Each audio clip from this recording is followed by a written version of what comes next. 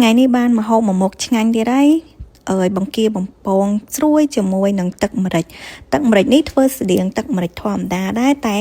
យើងដាក់ស្លឹកក្រូចសើចហើយដាក់ជាមួយទឹកដោះគោខាប់ហើយមានខ្ទឹមហើយម្ទេសទៀតហើយម្រេចទៀតនឹងអាហ្នឹងអាគ្រឿងហ្នឹងធ្វើឲ្យរសជាតិទឹកម្រេចយើងឆ្ងាញ់មែនតែនហើយក្រៅពីគ្រឿងផ្សំហ្នឹងក៏មានដាក់អំបិលស្ករបន្តិចទៅព្រោះយើងដាក់ទឹកដោះគោខាប់វាមានរសជាតិផ្អែមហើយនឹងដាក់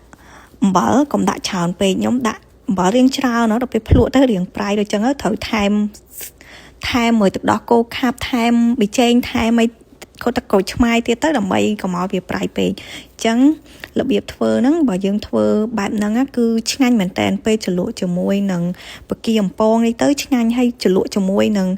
អីផ្សេងទៀតក៏ឆ្ងាញ់ដែរទឹកជ្រលក់ហ្នឹងគឺឆ្ងាញ់ត្រូវថែមទឹកផងដែរព្រោះវាខាប់ខ្លាំងហើយរសជាតិខ្លាំងពេកដល់ពេលដាក់ទឹកទៅវារៀងរសជាតិរៀងស្រាលទៅហើយមានទឹកជ្រលក់រៀងឆ្ងាញ់អញ្ចឹងត្រូវរៀងថែមទឹកខ្លះផងចឹងហ្នឹងហើយខ្ញុំភ្លក់ឡើងនឹងតម្រាំតាត្រូវព្រោះដាក់គ្រឿងខ្ញុំចេះតែដាក់អត់មានវល់ត្រឹមត្រូវហើយបន្ទាប់មកនេះខ្ញុំក៏រៀបចំបកាបកវាហើយត្រូវដកយកហូតយកអាចចេញពីខ្នងទៀតមានអាចនៅច្រើនអត់ឆ្ងាញ់ទេហូបអត់កើតទេតដកអាចចេញហើយខ្ញុំជូតទឹកវាចេញទៅហើយឥឡូវខ្ញុំគោះពងទាដាក់រសជាតិបន្តិចដាក់ម្សៅស៊ុបបន្តិចទៅឲ្យវារៀងមានជាតិហើយកូរវាទៅបន្ទាប់មកទៀតយកវាមកដាក់ជាមួយនឹងម្សៅអំពងក្រៀមអំពងស្រួយនេះគេហៅប្រេតក្រាំហ្នឹង